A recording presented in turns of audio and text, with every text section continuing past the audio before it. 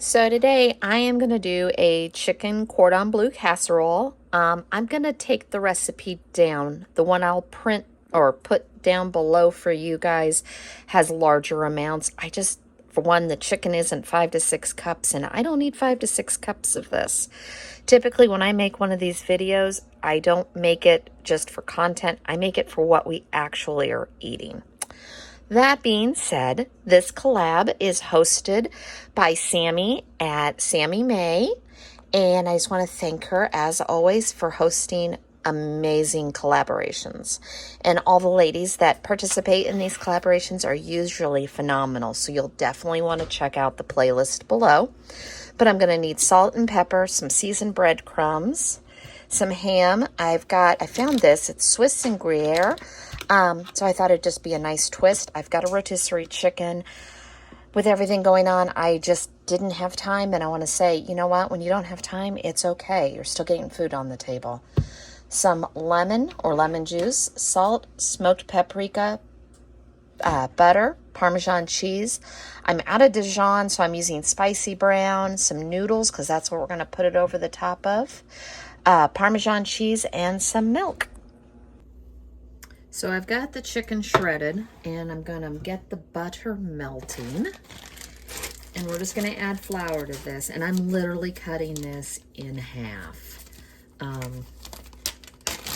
Calls for 3 cups of milk, and I'm going, oh my goodness.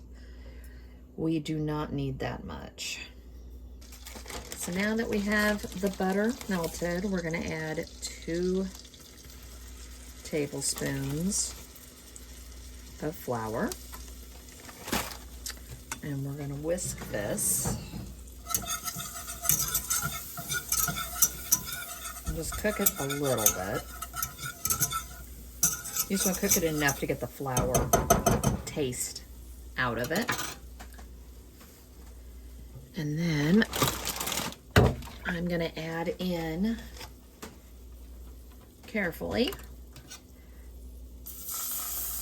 about a cup and a half. Like I said, I don't need so much of this.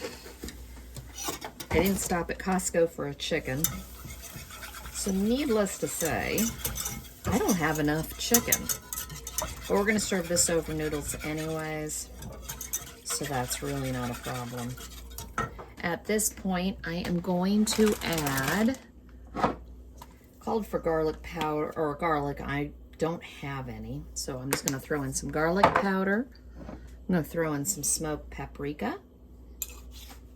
We're going to put in, and I know I didn't open this, I'm using spicy brown mustard because I don't have any Dijon, but it really doesn't matter. Any of this will work. Except I can't get the lid off. How surprising. There we go.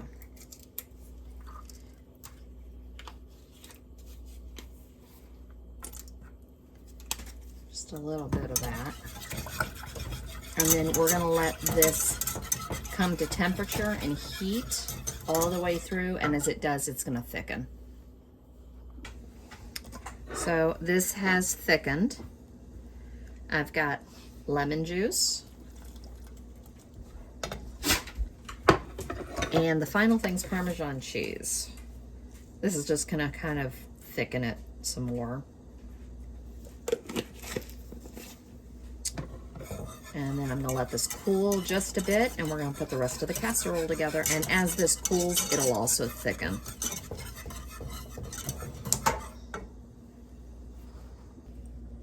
So I've got the chicken all shredded. As I said, that was a small chicken. That's why we're just going to do a small portion of this. But this is also one of these things that you could easily stop at the store, pick up a rotisserie chicken, ham, and you can have this dinner in the oven and on the table pretty quickly.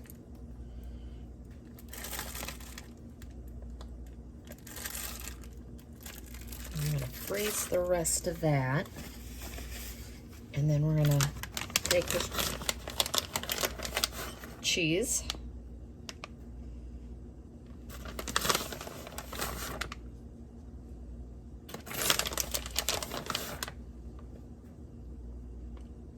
The good thing about this is I might not have much left over by the time my husband and my son get to this.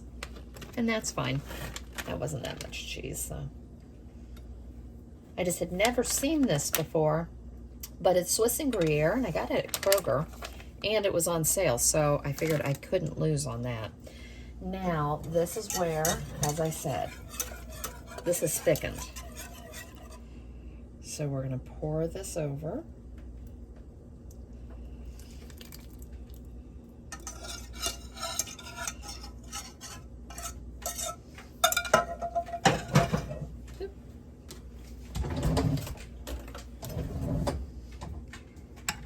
Just gonna move this around because I don't really want it all in one spot. Kind of how I poured it, unfortunately. And I also, you didn't see me, but I went ahead and sprayed this with cooking spray. Just so that it did not make cleaning this pan out as hard as it could have been. Now, the final piece of this is I have a couple tablespoons of butter melted. And I've got seasoned breadcrumbs. I have it, so I'm using it, but you can use whatever you want. You don't have to have seasoned. And we're just gonna mix this. So it's gonna have a nice topping. And like I said, you could put this over mashed potatoes. You could put this over rice. I'm serving it over noodles. I ate this actually a lot when I was on keto. And it worked because my husband and son would eat this as well. They would just have theirs over, and I would have mine just in a bowl with some salad on the side. And that's what we're going to do tonight. You could have whatever veggies you want, but we're just going to have a salad tonight. Make for a real easy weeknight, quick dinner. And considering it's January, Cozy Casseroles sounds so delicious.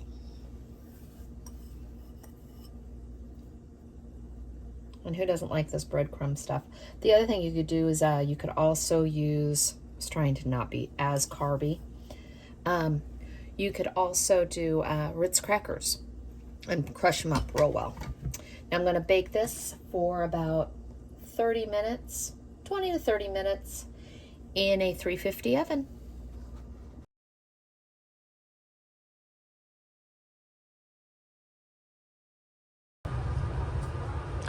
Tonight, I'm going to throw together a really quick shepherd's pie and toss it in the oven. I have leftover mashed potatoes, and this is a great way to use it up. You could also not use mixed vegetables. I have the carrots and the celery, but I really prefer this in it, so this is what I'm going to do. But I've got salt, pepper. This is a little bit of flour. Worcestershire sauce. You can use ground beef, ground lamb. I'm just going to do ground beef. That's just what I have here. Beef stock, the veggies, tomato paste and an onion. And then, like I said, we could also throw a layer of cheese on here. I'm not sure if I'm going to or not. They call that more of a cottage pie versus a shepherd's pie. But then we'll throw it in a casserole dish and bake it in the oven. Dinner will be done quickly, and I'm also going to have a side salad with this tonight. So in here I have my ground beef, which feels like it's still a little frozen. I've got half of an onion and some garlic powder. Have to remember next week when I go to the store, I need garlic. And we're just going to get this cooked. I've warmed up mashed potatoes.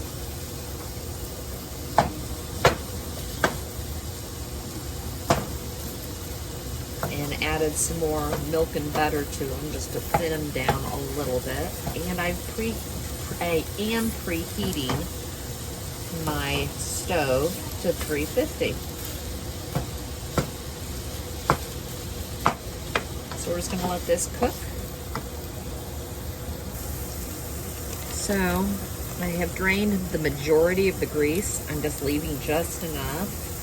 We're going to add in about 2 tablespoons of flour so we can make a roux. That's how we're going to make the gravy.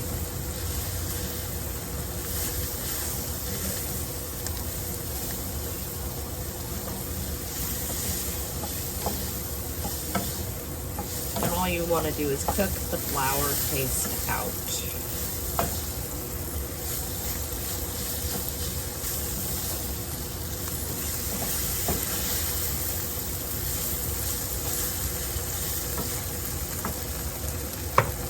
Now, I also like to cook out the taste of the tomato paste.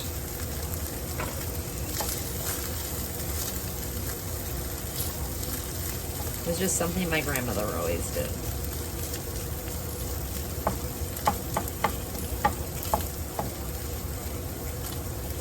Just get it cooked just a little bit.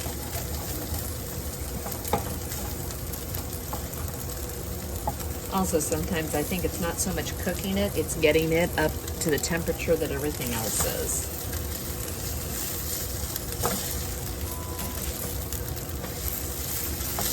So this will mix in a lot better than having to try to get the clumps out. Everything's the same temperature. Now we're going to take our beef stock. Need about 1.5 cups. I'm going to start there. See what it looks like.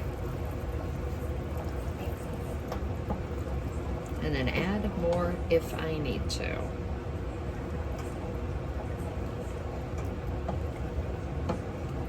Between the stock, the tomato paste, and the Worcestershire we're going to add in here, it's going to build a really deep, rich flavor between those 3 things.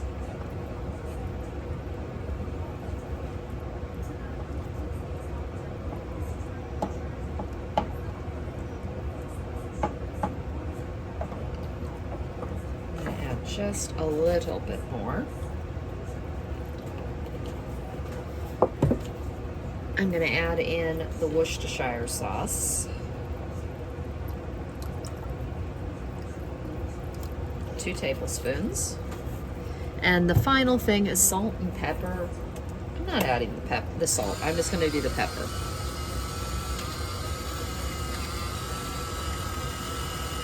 I'll taste it afterwards, but between the sodium level in those 3 things that are going to improve the flavor, we might not need salt.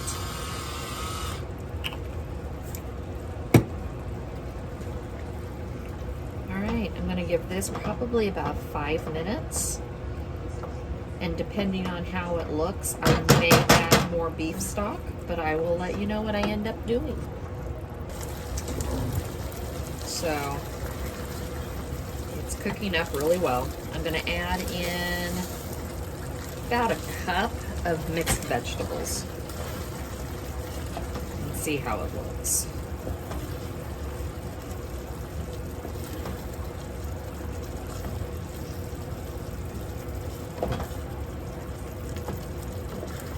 This is another night I'm not trying to overcook, so we have so much food left that I'm having to eat this for days.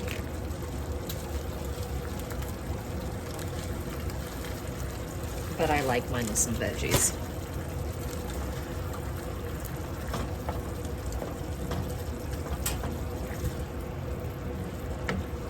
Now, you could throw this all in the casserole dish cold.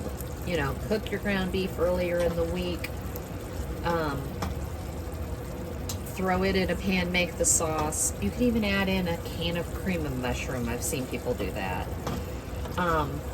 throw in your mixed veggies, buy a thing of Bob Evans mashed potatoes. The next time you make mashed potatoes like I did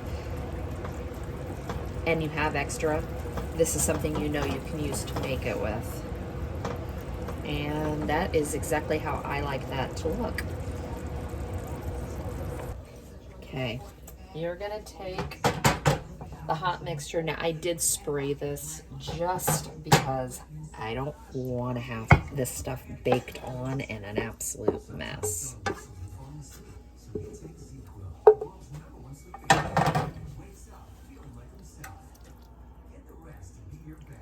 And this is one of these things you could literally double this, triple this, freeze it, pull it out, have leftovers. It's really that versatile. I made this a lot for the boys when they were younger. So it's one of those things I don't make as often now because sadly, I think we overate it. But it's one of those things that when it's cold out and I've got all the ingredients, my husband doesn't mind to have it again. The boys, it's all right. It's a Friday night, so the couch surfer probably won't be coming home to eat.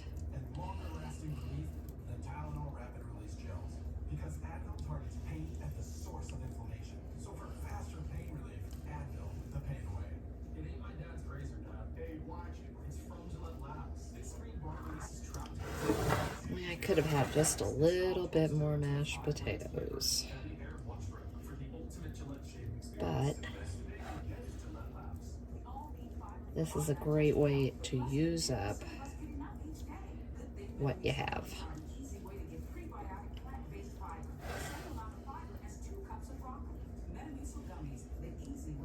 When the kids were little, I used to pile the mashed potatoes on here. It helped fill them up.